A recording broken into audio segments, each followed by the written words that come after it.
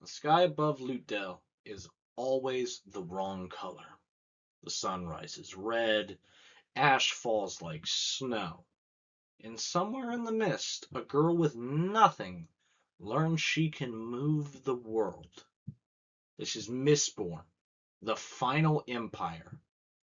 And this is the pitch to bring it to life as the greatest narrative action RPG ever made.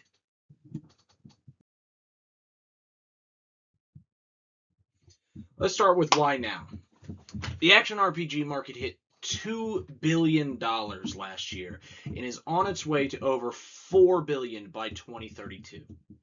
Brandon Sanderson has sold 50 million books worldwide and recently completed a landmark deal with Apple TV for the entire Cosmere universe. And here's the number that keeps me up at night. 0.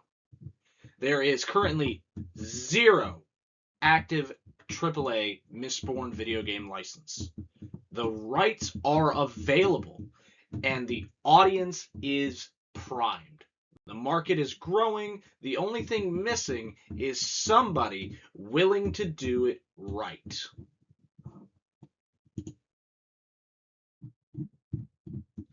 Not every book should be a game, but Mistborn was practically designed for one. You have a magic system, Allomancy, that functions like a game designer's dream. Discrete powers, each tied to a specific metal, all combined in real time. You have a heist narrative with an assembled cast, moral complexity, and a villain who is one of fiction's most compelling god kings. You have a visual world. Ash-covered skies, mist-haunted nights, gothic imperial architecture that is unlike anything in gaming today. And you have an audience that has already proven that it will spend money. $100 million through crowdfunding. $42 million on Kickstarter alone. These are not passive readers. These are evangelists. We're calling the game Project Ska. You play as Vin, a half-Ska street thief who discovers she is a full Mistborn. One of the rarest and most powerful beings alive. The field we're targeting is Sekiro's precision combat mirrored to Dishonored's creative power expression, but with the narrative depth of Disco Asylum and the emotional weight of The Last of Us. This is a 40 to 60 hour single-player campaign, no live service, no battle pass, a complete authored story that respects the source material and the player's time. The combat system sells itself once people understand it. 8 metals, 8 powers. Iron lets you pull metal objects towards you. Use it as a grappling hook to cross rooftops or rip a sword from an enemy's hand mid-fight. Steel pushes metal away, launching projectiles. Burst across rooftops and a blur of momentum. Tin heightens your senses. Enemies glow through walls. Time slows in combat. Pewter pushes your body past human limits. Brass and zinc manipulate enemy emotions. Imagine walking into a room and choosing whether to soothe the guard's suspicion or ignite a crowd's rage. Copper hides your Allomancy signature altogether. Bronze reveals others. Players will have an 8-slot power wheel and total freedom to combine these in real time. Every player will finish this game having played it differently. 3 acts. Count it, 3 acts. Act 1. Vin survives on the streets of Lootdale. This is your tutorial, your world building, your introduction to the oppressive genius of the Lord's rulers' 1,000-year empire. You meet Kessler, everything changes. Then we move on to Act 2. The heist, infiltrating the great houses, navigating the political web of the nobility, uncovering the dark secret at the heart of the Empire. Your choices matter here. Who you trust will shape the ending you get, and who knows what else. Act 3, the Revolution. The mist rises, the Empire cracks, and you come face to face with the Steel Inquisitors. Some of the most terrifying boss designs we have planned for this game, before a final confrontation with the Lord Ruler that will genuinely shock players who haven't read the book and deeply satisfy those who have.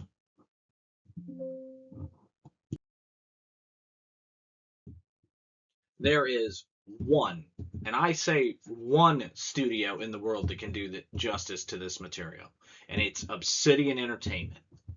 Fallout New Vegas remains the gold standard for morally complex narrative RPG design.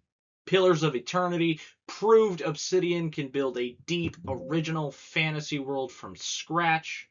The Outer Worlds showed they haven't lost a step. And critically, they are now an Xbox Game Studios developer. This means day one availability on Game Pass, reaching over 30 million subscribers at zero barrier to entry. Brandon Sanderson has publicly said he's talking to a major AAA studios.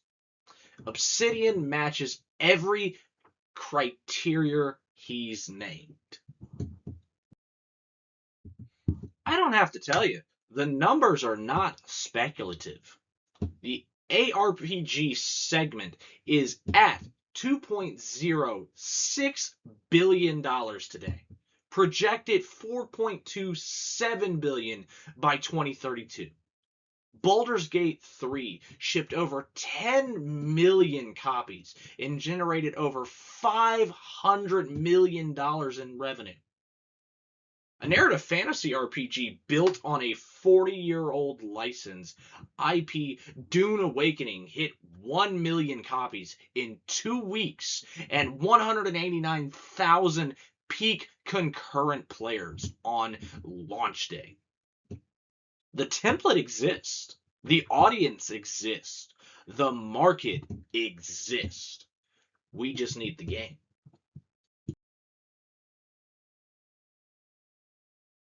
Now, bear with me. We have a 4-phase launch plan. 18 months out, we work directly with the Cosmere community. Sanderson announces this himself in his own voice to his own audience. 12 months out, a CGI reveal at the Game Awards on Xbox Showcase. 6 months out, closed beta for super fans. Collector's editions, pre-orders, launch week, day one on Xbox Game Pass. Simultaneously, PS5 and PC.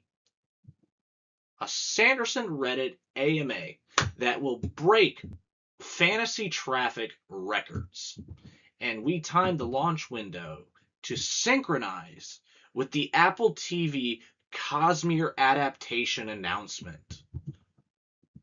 The first fully coordinated book TV game franchise movement in fantasy history. I don't even have to tell you the conservative case. 2 million units at $60. 120 million gross. Base case, 4 million units plus Game Pass royalties. Approximately 280 million. Optimistic case, factoring in the Apple TV momentum, DLC expansion, and the demonstrated Sanderson premium buyer behavior. We're looking at over 450 million. The ceiling here is The Witcher 3, which has now sold over 50 million copies lifetime. That is the franchise opportunity on the table. What does Dragonsteel get? Full creative approval over every story beat. Co-development of game canon alongside the Apple TV series. Revenue share on a base case of nearly $300 million. And something Brandon has said he wants more than anything. A AAA Mistborn game done right on his terms. What does Ashen Crown bring? Well, besides me, of course. A structured licensing term sheet. A confirmed developer relationship with Obsidian. A $30 million marketing commitment.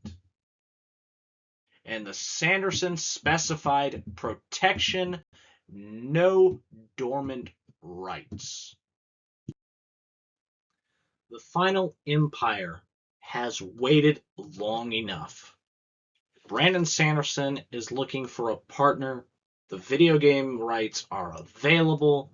The ARPG market is growing faster than any segment in entertainment. Cosmere is about to become a global multimedia universe, and a game is the piece that completes it. We are asking for 60 minutes, an NDA, a design document walkthrough, and an introduction call with Obsidian. That's the ask. The rest is history. The mist comes every night. So do we.